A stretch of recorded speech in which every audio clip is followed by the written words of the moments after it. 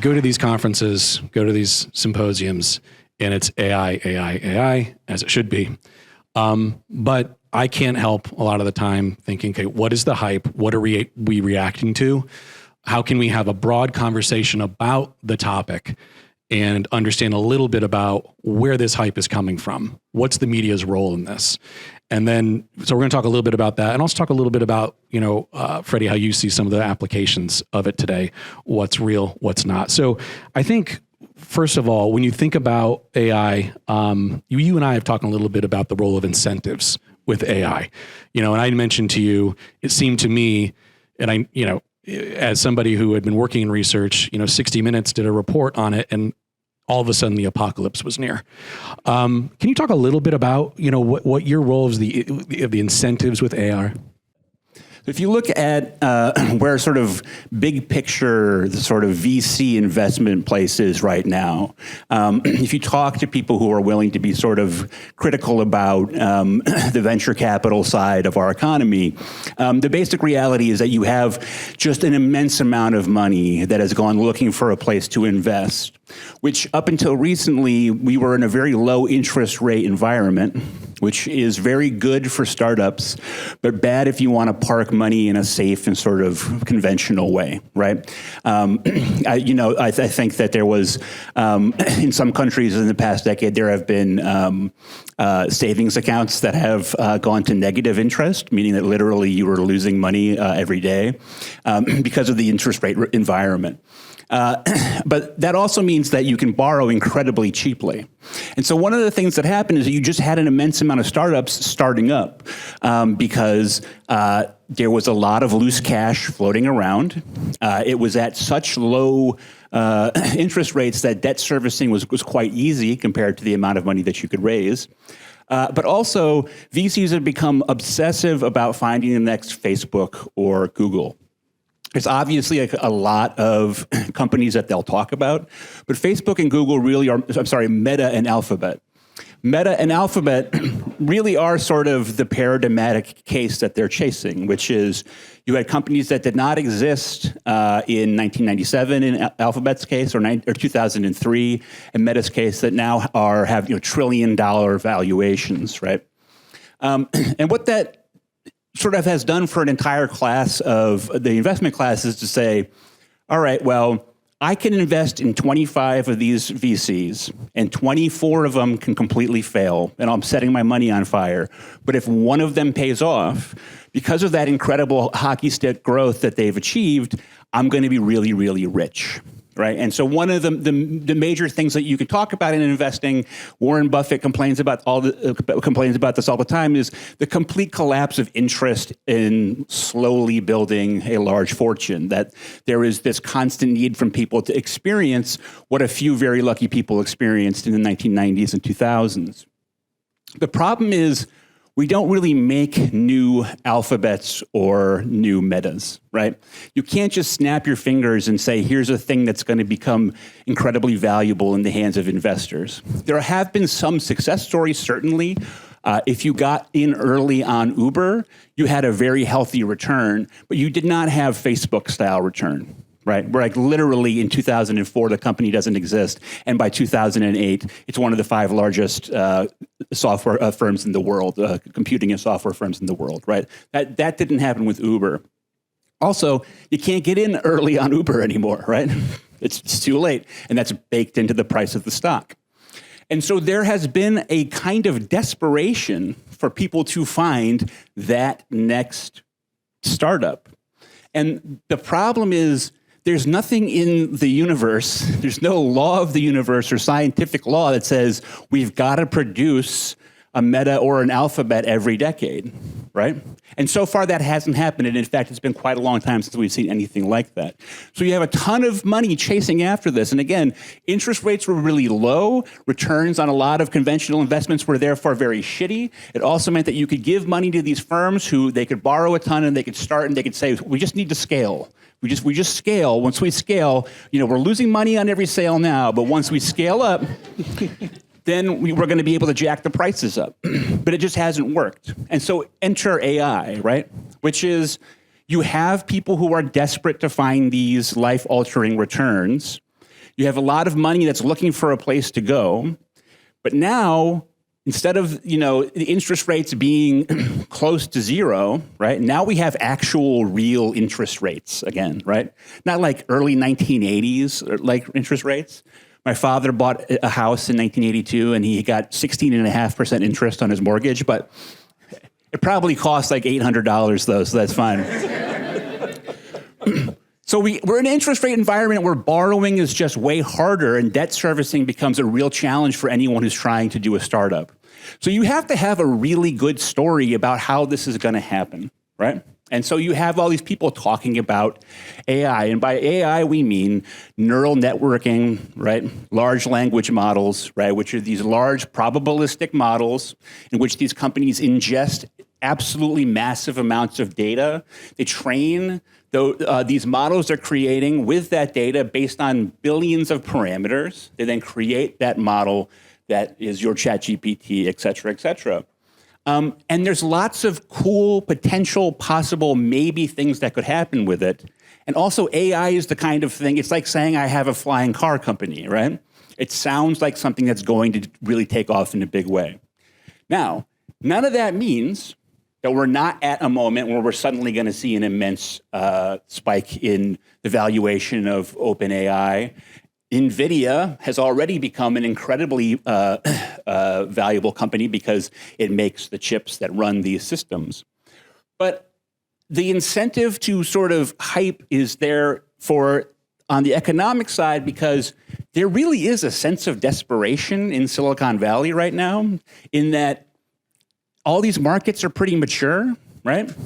Like Apple isn't really even pretending like the new iPhone is a big difference from the last one anymore because it's transparently untrue, right?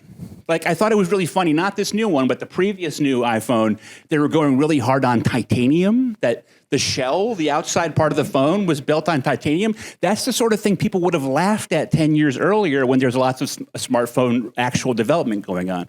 And you can look at their earnings filings that these companies are seeing significant slowdown in smartphone sales because people are holding on to their smartphones for longer and longer, because why wouldn't you? And that's okay, right? Because if we're talking about ordinary companies, you can get rich based on entering into a commodity kind of market, right? Meaning it is a matured market.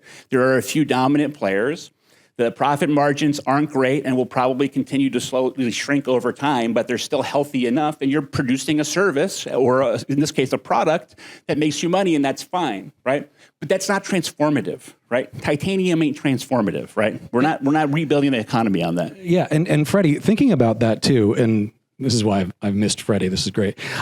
So, what aside from the incentive, if we take a look at the incentive and we talk about those incentives that you just went through, to what degree historically has this been a problem? When we think about automation, for instance, automation seems to be, well, that's on this upward trajectory, that there's no turning back. When we talk about the technology itself, if we remove the incentive discussion, what is real about it? What is hype about it in terms of what do you think is a game changer, and what do we need to give some second thoughts to? So let me real quick sort of preface the answer to that question with like automation in the American auto manufacturing sector, right? This is like the classic automation example that everybody thinks of. You had cars that used to be built by people who lived in Detroit or Flint, and they were in a union, and the jobs were blue collar, but they were middle class, and we built a sort of a community for people without college degrees, and then the jobs went away, and those places were devastated. It might surprise you to learn that the American automotive industry is less automated now than it was in 1995. There is fewer percentage of the overall task of building an American car on average today is fulfilled by a machine compared to 1995. Is that because the auto manufacturers felt bad for the communities? No. It was because ultimately one of the things that happened is that like the automation technology was good, but in some cases not good enough, meaning it was often unreliable. And one of the things that happens in many automating industries is that when you have these machines to service, you can very quickly get to a point where the servicing obligation just destroys whatever labor cost savings you had sort of created. Also, a really big part of this is that Obamacare subsidies for healthcare helped make it cheaper to employ certain kinds of employees. So you would have like your UAW sort of people who are permanent on the payroll who would be on the on the company health plan or whatever. But there's also a lot of sort of contingent and part-time labor who are not in the union. And this has existed going back to the 50s, whatever, who were a big part of the labor puzzle. And part of the way that you can sort of attract and retain people like that for less money is when the government is offering a dramatically greater subsidy for their health insurance than they were, right? Okay, so what's the point? The point is that things don't always just linearly automate over time, right? There's a kind of restaurant called an automat. You walk into the restaurant, you go up to a thing, it's a machine, you put your money in, you turn a crank, and then a door opens and food comes out, right? We've had those since the late 1800s, right? They have not taken over the world of dining, right? Because that's weird and lame, right? That's not, right? So that's like, I think, a big part of that. So if we look at the automation puzzle with AI right now, one of the most promising sort of things that we immediately think AI can do now, which is important because so much of this stuff is predicated on being 5, 10, 15 years down the line. There's been a lot of talk about how AI helps coders program more efficiently and how people use these AI tools. And a lot of coders report that they are, in fact, time savers. But there was just a big report that came out, I can't remember what journal it was in, that found that for the average coding task, just like the machines breaking down in Detroit, there is so much error baked into what's happening because, to use the fancy term, these tools are stochastic, they're probabilistic. They're not even designed to return perfectly correct answers. They're designed to return the answers that are the most statistically likely to satisfy the prompt. That many people find that it is ultimately not to their advantage to use them, and nobody is coding essential code with AI right now. And they'll tell you that it would be a mistake to try, right? Now, look, 25 years from now, I think there's a very good chance that that would change. But I do think it's also important to point out that we have a very sort of triumphalist vision of technology. And I think what attracts a lot of people to the AI conversation in particular is their sense that, like, there's this boring now mundane time I'm in. And I got to wait for the tea, and it's always late. And my coffee is always cold, and I have to do the dishes, and I have to take the trash out. But there's going to be an after time when all that mundane nonsense is gone and I'm living in the future, right? But if you took somebody from 1900 and brought him here and you showed him what we have, he'd be like, those people must never know unhappiness, right? How could you ever experience sadness or pain in that world, right? But that's not the case. So look, AI tools are going to come into certain industries and they are going to, I'm not going to use the word disrupt. They're going to change some of these industries. There are some very limited instances where that's already happening. If you are a legal document reader, which was like, well-paid job for a long time, you probably should be, dusting off that resume, right? Like that.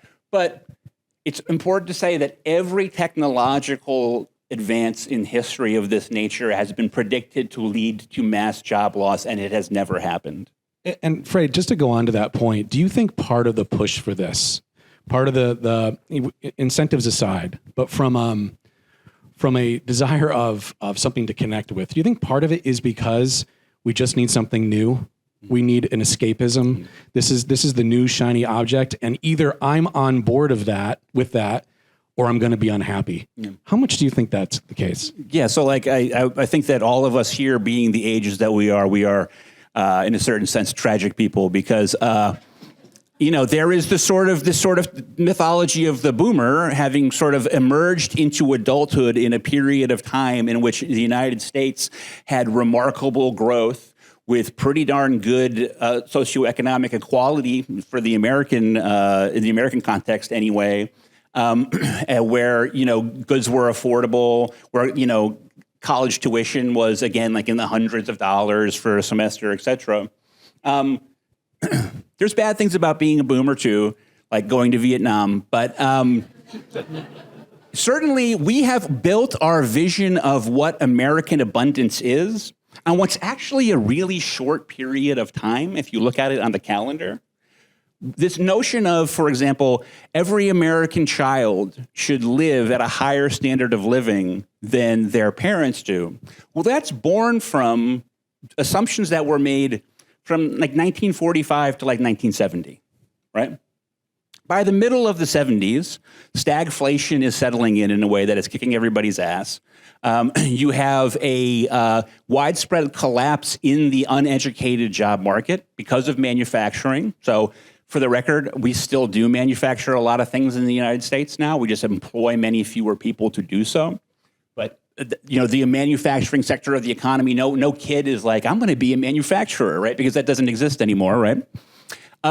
So we have like built this idea of, okay, this we have a sort of a right to constant sort of improvements to quality of life over time, especially in economic terms, so that my kids will be richer than I was. But it's really based on like 30 years, right? And I think that that's really created a sense of sort of perpetual resentment around people that's very understandable. But the basic problem is that at some point, you sort of squeezed value out of the sort of low-hanging fruit that you can, and then all the other sort of fruit where you can squeeze value out for normal people is contested, right? It is the case, for example, I'm sure, I know inflation on food is a real bitch, and I pay for it too, but it's important to say how much we pay for food as a percentage of our take-home income is minuscule compared to 50 years ago, right?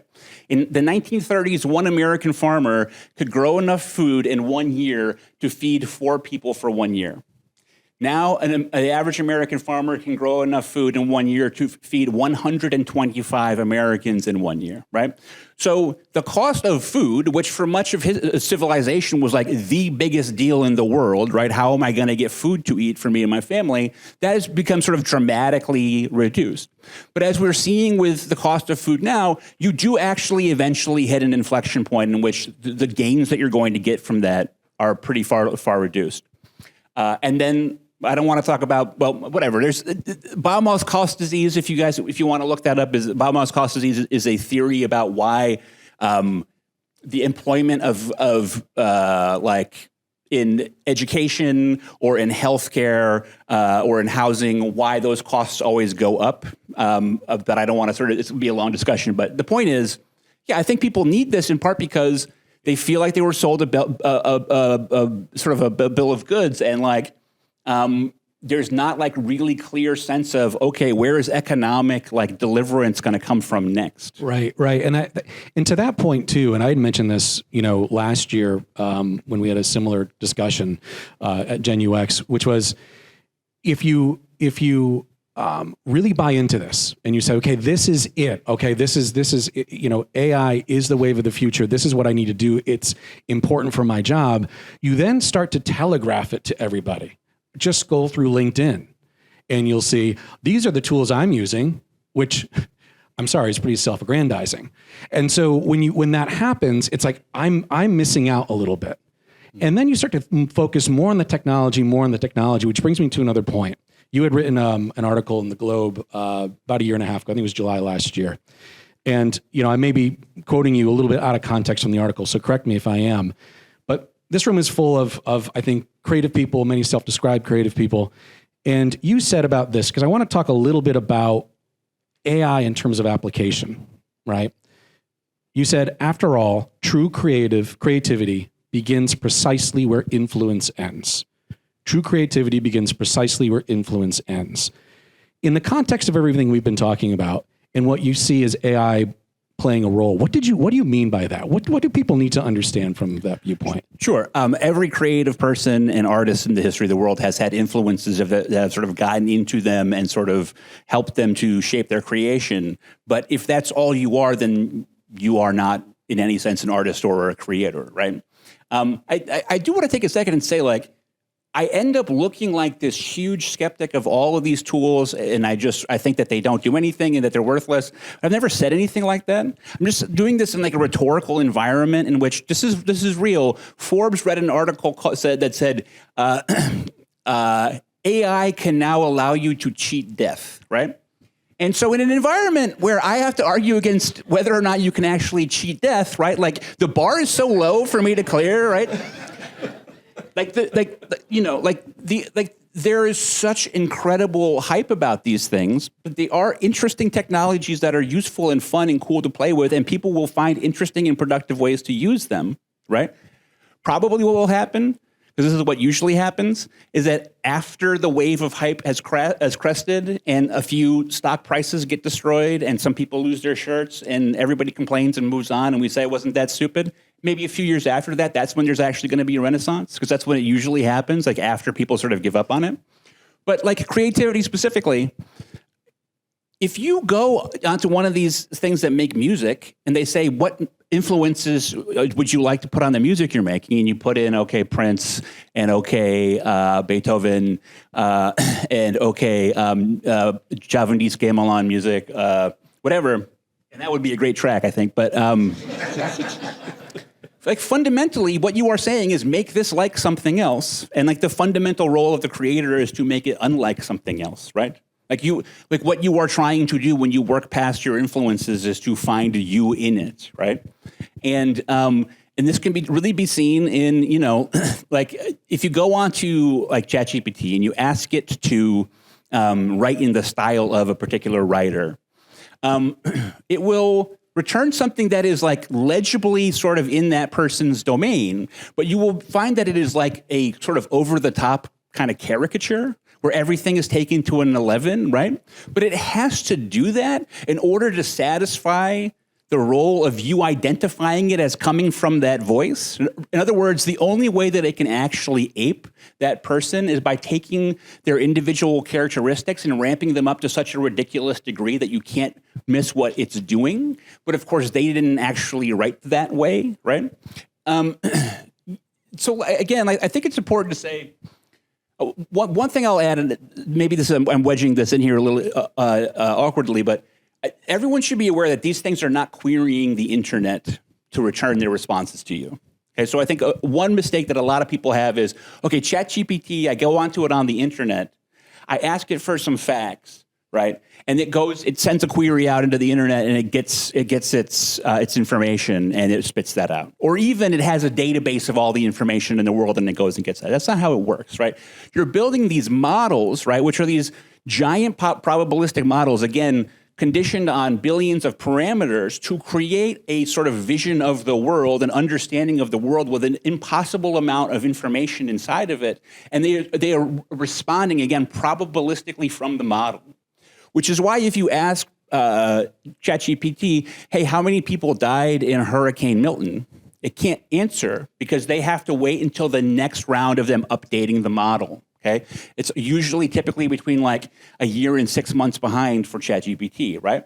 And they have to keep ingesting all this information over and over again, which is also why ChatGPT still to this day sometimes returns flatly incorrect information, right?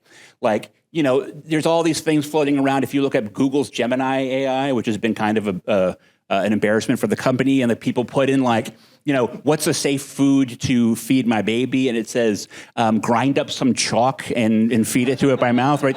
Like those kind of responses. But again, like that can happen because it's not sort of acting from a like conscious perspective on the world and stepwise following a series of rules to arrive at an answer.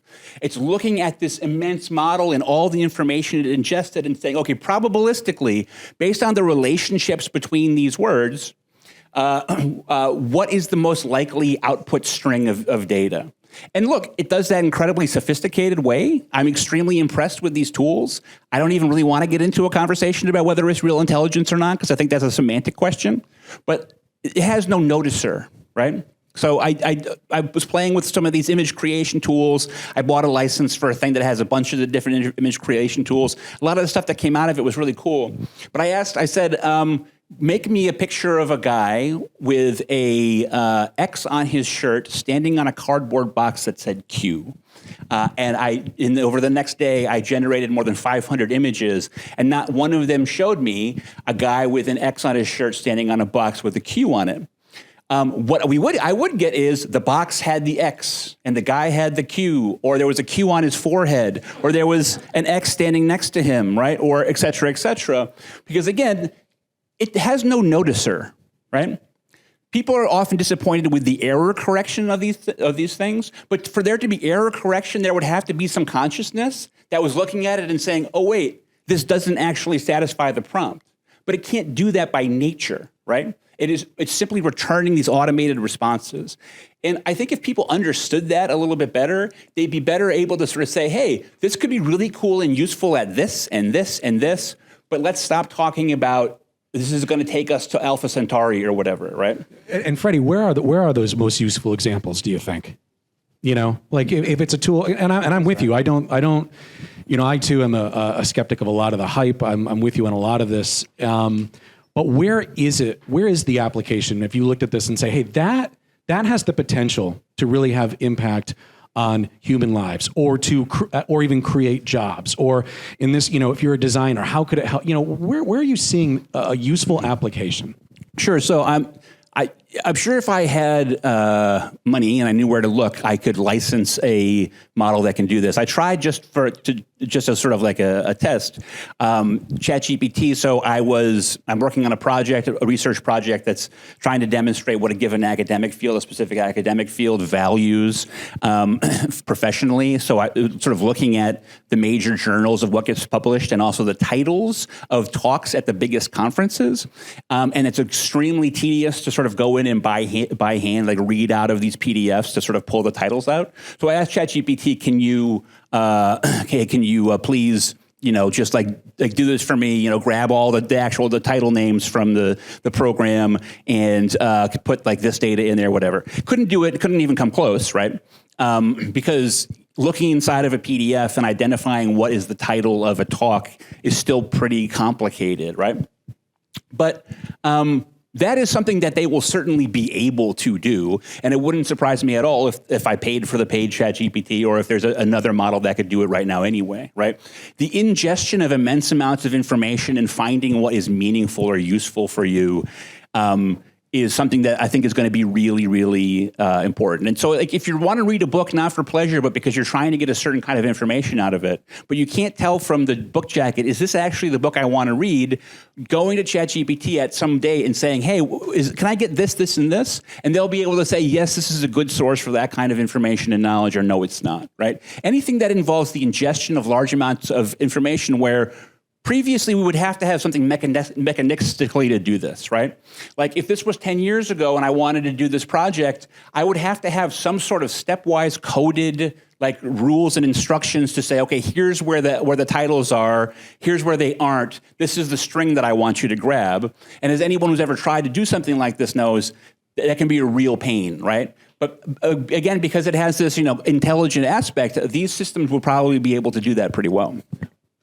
And so as these systems grow within the context that you've provided, it's, you know, largely unregulated because nothing is really regulated anymore. When you think about this and you hear terms, and we've heard it today, you know, responsible AI. What is responsible AI? If as a citizen or as a creator, what does that mean to you?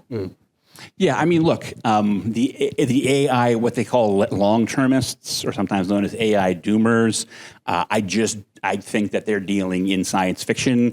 The idea that ChatGPT is going to become alive and like seize control of the computer systems, and like we're going to be running around from our toasters and stuff as they're chasing after us.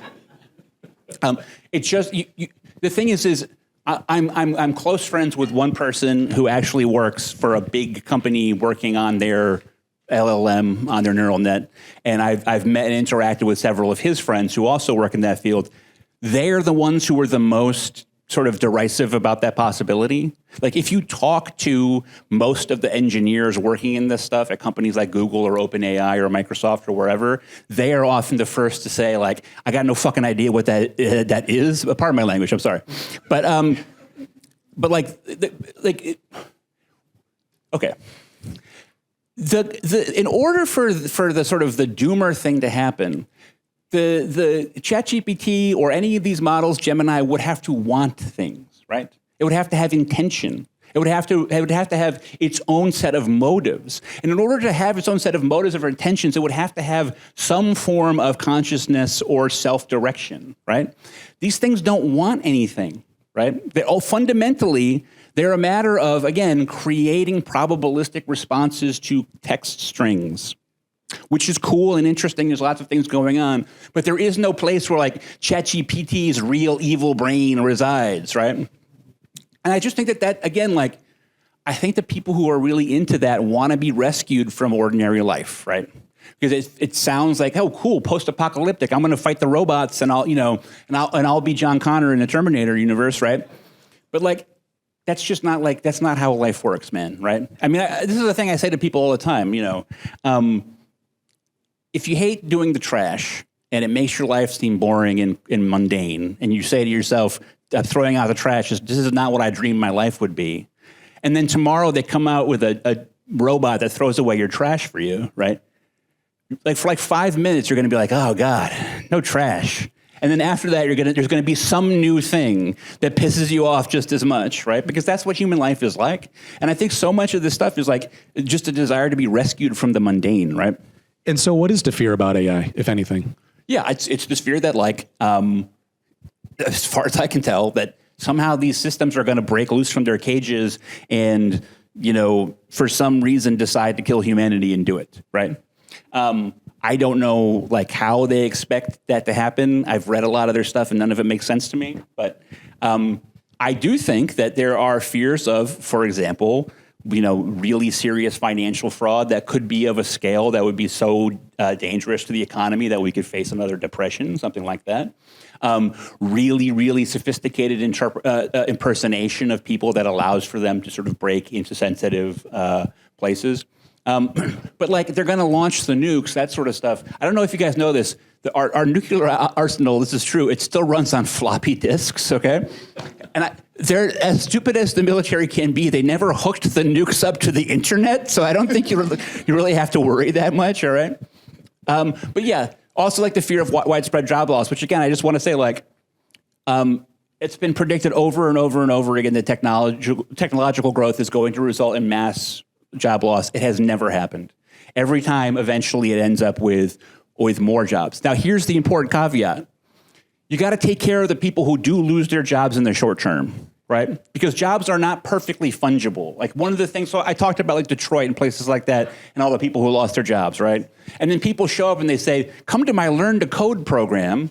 You say, okay, this 57-year-old laid-off machinist who did the same job for 30 years, I'm sorry, is not going to be interested in learning to code. That's not realistic. And so what you do have to do is, when people lose their jobs, have a robust social safety net that helps them retrain, that helps them while they are unemployed, and that, it makes sure that they don't live in poverty while they figure out what they do next. I have one more question, then I want to open it up for some questions from everybody. So, with the incentives, talked about the incentives. We talked a lot about the real technology behind AI. What's the fear about it? What's not? I tend to agree with you that we do live in actually pretty ordinary times. And I think that's why there's a big attraction to it. You saw the stock market dipped a couple of months ago. And some of the theory that I had read, and someone can correct me if I'm wrong, was that a lot of the ROI that was put into AI just didn't come through. A lot of those investments, like, well, maybe this isn't all that it was shaped up to be.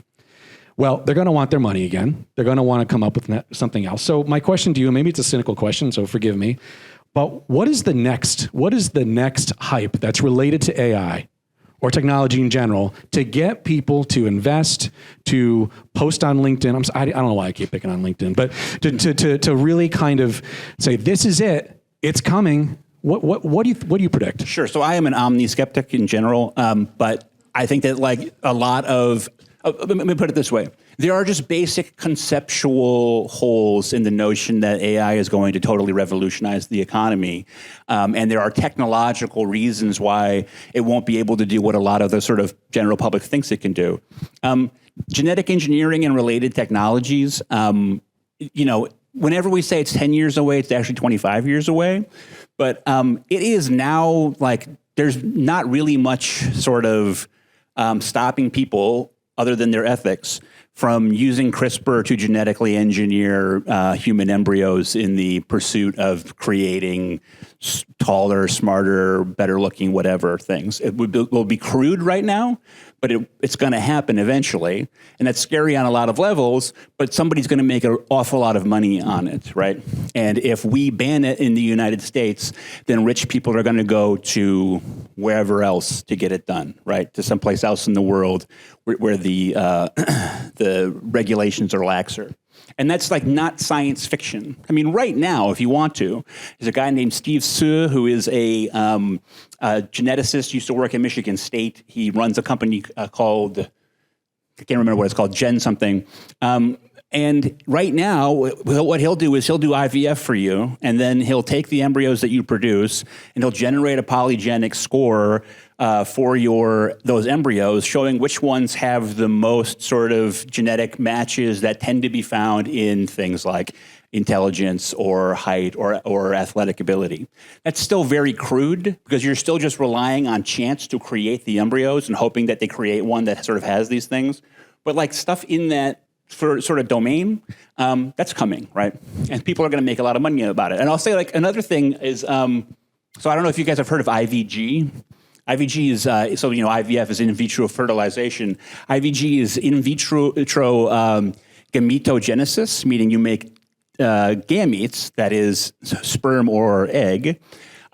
We know we can do this. We've done it many, many times in mice and monkeys and other animals, which is you take a somatic cell, so like a skin cell, and you can genetically engineer it to turn itself into a sperm or an egg, right? Because that instructions are already in the DNA of every cell, and you just activate that part, which has a few different applications, right? For one thing, women will no longer be constrained by their own natural egg supply anymore, so that if a woman who's has tried and failed to conceive a child with that egg store could do IVG and could have a baby who was still genetically hers, unlike if you get a donor egg now, right?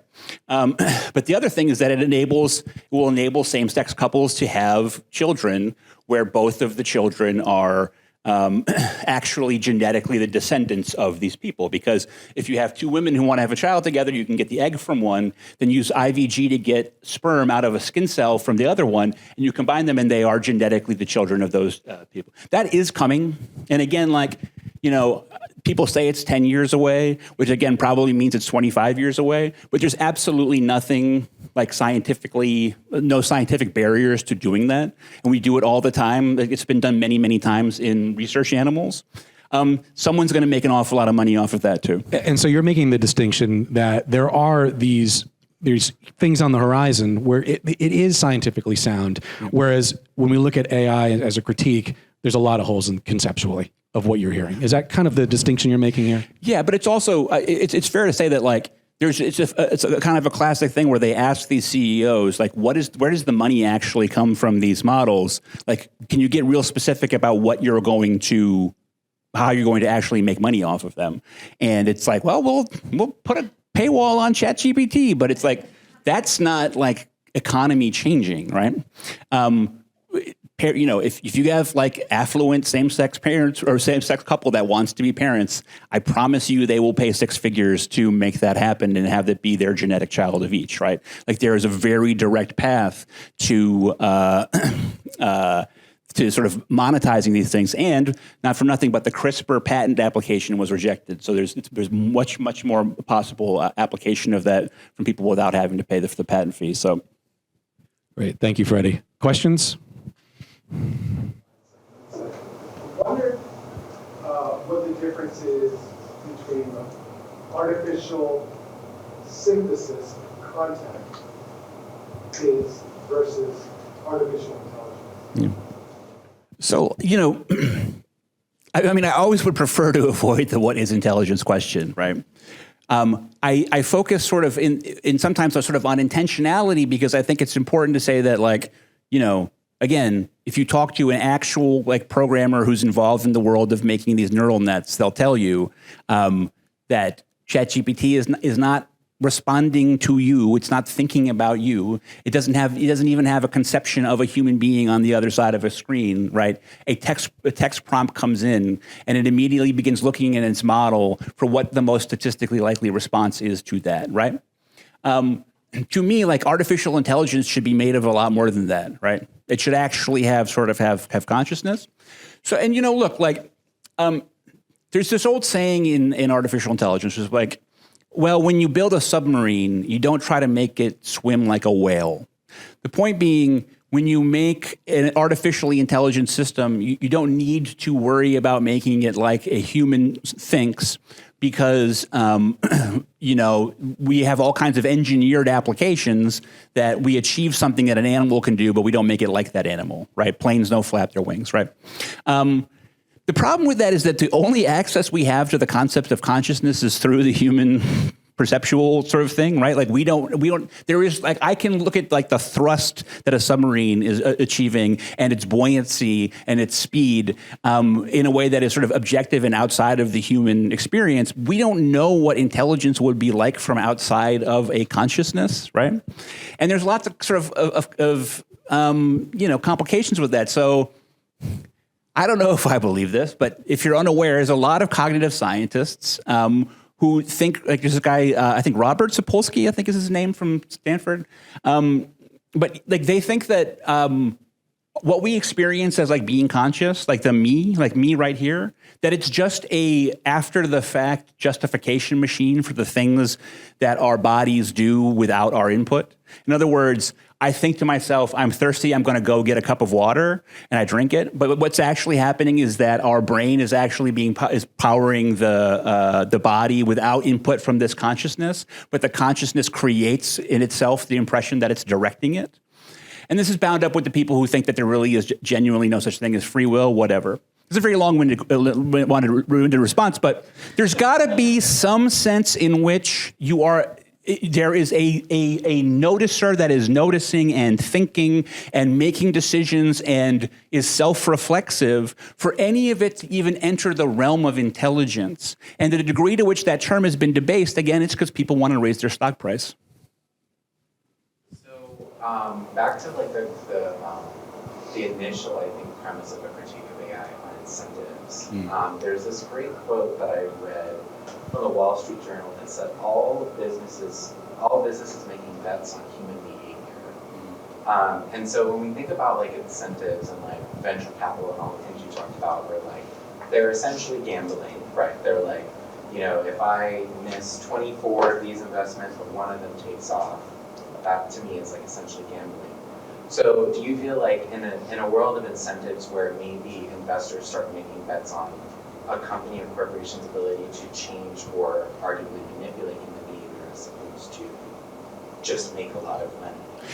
Yeah, I mean, look, so I mean, one way that a company could make a lot of money is if its artificial intelligence gets so sophisticated that it knows how to manipulate people so well that it can manipulate them to put money into their thing. But it's just like, that's so far removed from anything we're actually kind of looking at right now. I mean, it's just, before you can get to sort of these second order sort of ideas about, okay, well, once we really have this hyper intelligent machine, it can do X, Y, and Z, you have to actually, like, say, okay, what can it do now, right? How long is the investor class willing to float these companies? Because, if you look at like OpenAI, they're just astronomically in the red. I mean, just impossibly, right? And it's just floating on investor cash who are hoping that'll be the next Meta, right? But you also have to have a good story about how you get from A to B, right? There is this sort of long-standing sort of observation is that, like, as time goes on, the most valuable companies become more and more abstract in the product that they provide. So that, like, oil companies get oil out of the ground and they sell it to you, or they sell it to refiners, right? The earliest software companies, were working with, I'm talking like 60s or 70s, were working typically to guide machines that, the software that helps pilots fly planes, which goes back to the 60s and 70s, but that sort of is like, it has a very direct, immediate sort of, this flap will go up a little bit or down a little bit, so you can observe its action in the world. Apple and Microsoft fundamentally sell things to people, right? Microsoft is almost all enterprise now, but they sell server space, and they sell all kinds of things to people that are perceived to have value from them. But it is generally like a software company, meaning that there is a layer of abstraction there. Apple sells things, right? Apple sells you a thing. You go and you buy a thing, and they hand you the thing, and then you own the thing, and the thing's in your pocket, and you show the thing to your friends, and you got a thing, right? That's an old school kind of company. But Google is immensely profitable now, but it sells information. I mean, it's actually an advertising company, right? But it is able to sort of bootstrap its immensely profitable advertising company on its information sort of gathering, and then it does all these not profitable side things like making the Pixel phones and stuff like that, for which they typically have terrible margins. And then another layer of abstraction is like Meta, right? Where like at least with Microsoft, okay, I'm selling a software suite to you that does this thing, right? But now Meta is presenting the world with a free platform on which you can then create your own, right? So there's this general march from less and less abstract to more and more abstract. And one of the questions that happens is like, how postmodern can we get and build our economy on things that are less and less tangible before the whole thing falls apart? I do want to mention this, like, it's still the case that in the top 20 most valuable companies in the world, like I think like 7 of them are oil companies, right? And there's nothing sexy about an oil company. And no one is expecting that a new oil firm will suddenly emerge and they'll be able to get in early on their stock price, right? We know that's not going to happen. The question is like, why do people assume that's necessarily going to keep happening in software, right? Yep. You. Yes, you. Okay. Yep. So you are an author and a writer, and Yeah. I wanted to know if you had seen any interesting use cases between, yes, AI and journalism and media, because people think that it's going to take most jobs away. But the industry, I'm a former journalist, the industry was pretty dead and in bad shape to begin with. Mm-hmm. So how much damage has it done, and have you seen any interesting use cases?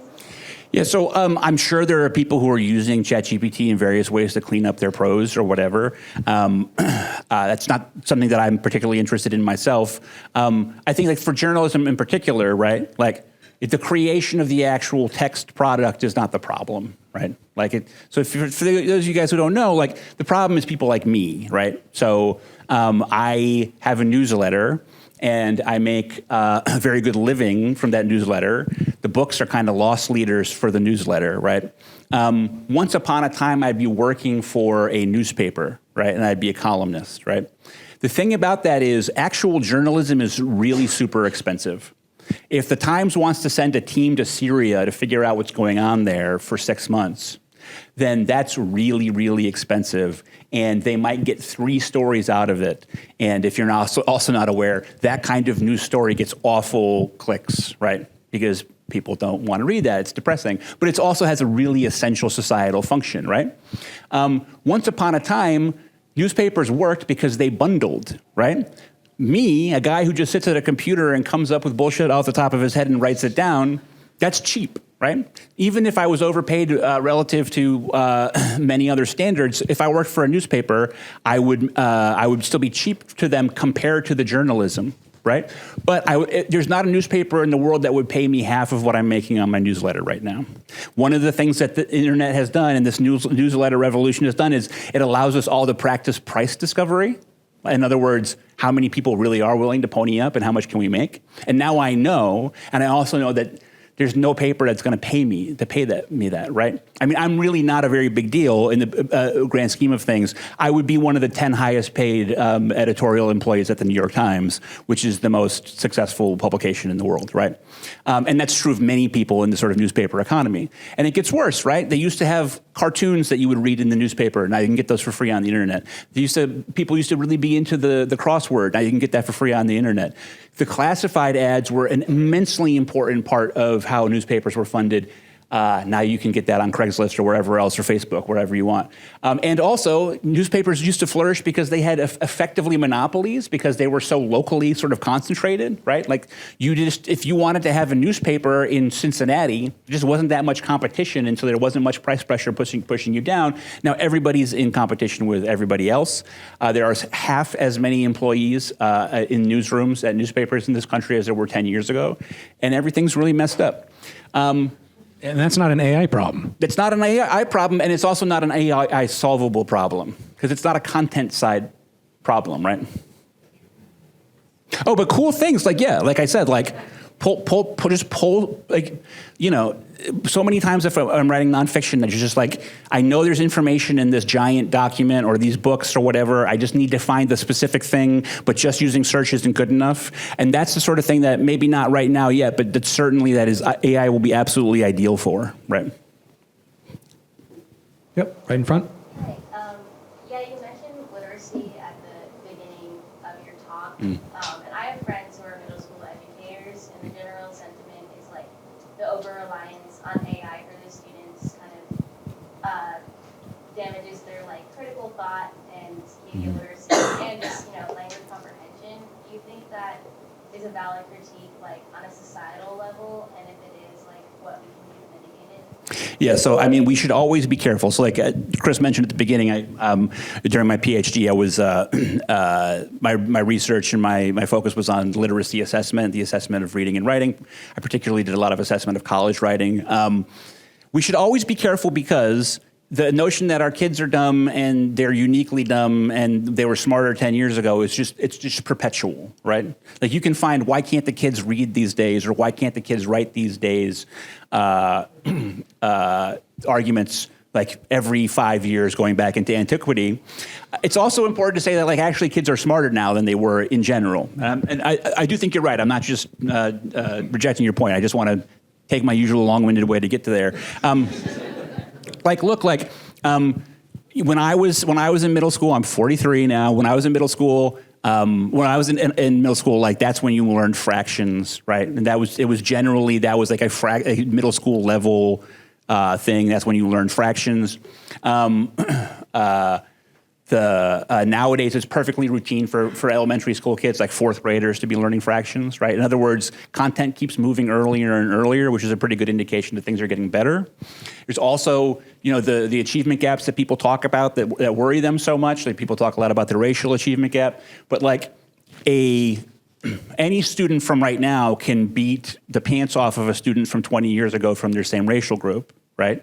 In other words, a white or a black student can beat the pants off of a white or a black student from 20 years ago. The problem is they all keep learning, and the reason that the gap persists is not because no one's learning, but because everyone's learning, and they're learning at similar rates, which like doesn't mean the gap doesn't matter, but it does sort of like undermine the crisis narrative that you constantly hear about this. So anyway, that being said, I think you're right to worry about that.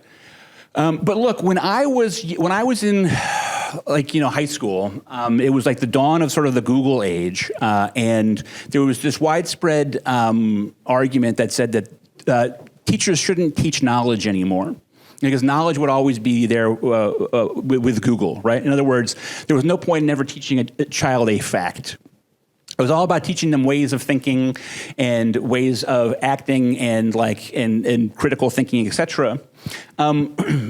That sort of didn't make a lot of sense ultimately, right? Because having facts is part of the way that you learn how to interpret facts, right? Like there's no such thing as being able to like interpret facts, to interpret the world unless you have some facts in your brain, right? I think it's sort of similar thing here where it is very tempting to say, well, why teach kids to write, right? When they can have ChatGPT do it for them. Let's move to the next sort of like vague, abstract, like buzzword for skills that we need now. But if anything, right, I mean, look, I'm not good at anything at all except writing, and I've somehow figured out a way to have a really nice living doing it. Those skills are going to end up still being important. What really scares me is that back in the 2000s, early 2000s, when they were saying kids don't need to learn facts, Well, the kids who were still learning facts were the kids at the most expensive private schools because the parents insisted, whereas a lot of the educators in the public school system were under all this pressure because of this hype and this narrative to sort of do this new thing, right? And, inequality sort of perpetuates itself. That's what I really worry about with a lot of the sort of the artificial intelligence in education stuff, is that it's just going to end up being yet another way in which pre-existing advantage replicates itself. Where these curriculum consultants or whatever, come into a school, public school, and they say, well, ChatGPT, do this. Whereas, the sort of most traditional kind of pedagogy we practiced at the most exclusive and elite private schools, and it'll just continue to drive the people apart. But I mean, obviously, ultimately, that's a social inequality problem. I think we have a couple minutes left. Any other questions for Freddie? All right, I'm going to tell you a story. Go ahead. So I want to tell you about the story of Nicaraguan Sign Language. So Nicaragua had in the late 20th century, they had a socialist revolution. It was a very poor Central American country. And they did what a lot of these, post-revolutionary societies do, which is they started to fund things like schools for people who didn't have them anymore. And in particular, Nicaragua had never had any provisioning of education for deaf children at all. They were simply not given any opportunity to go to school. So they built these government schools, and one very large one in particular, where the deaf kids would come and they would learn and they would finally get educated. They made a really crucial mistake, though, which was they decided for some absolutely bizarre reason that the kids could not use any kind of conventional sign language, that they would have to use the signing letter alphabet and spell out Spanish words. And you can imagine if you, as a hearing person and speaking person, H-E-L-L-O, right, that doesn't work. It's just incredibly communicatively inefficient. And so, of course, the kids hated it, but the people in charge kept pressing it on them.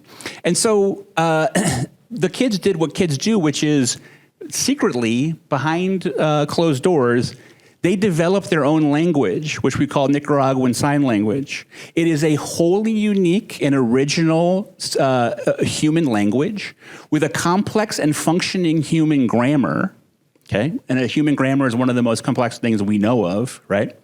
And they spontaneously generated it in the course of a few months and became fluent in it. These kids were all linguistically deprived. Essentially all of them came from poverty and repression. Very many of them also had cognitive and developmental disabilities. And together, their kind of hive brain created a functioning human grammar, which has become an object of obsession among linguists because it's the opportunity to see a genuinely new language. It is not Spanish, and it is not English, and it is not any other language but its own. And why do I bring that up? I think that the human cognitive capacity shared between people is still the most powerful computer, right? I think that it is vastly more processing power than even the most advanced AI system, and we should bear that in mind. Thank you, Freddie. This was great. Thanks.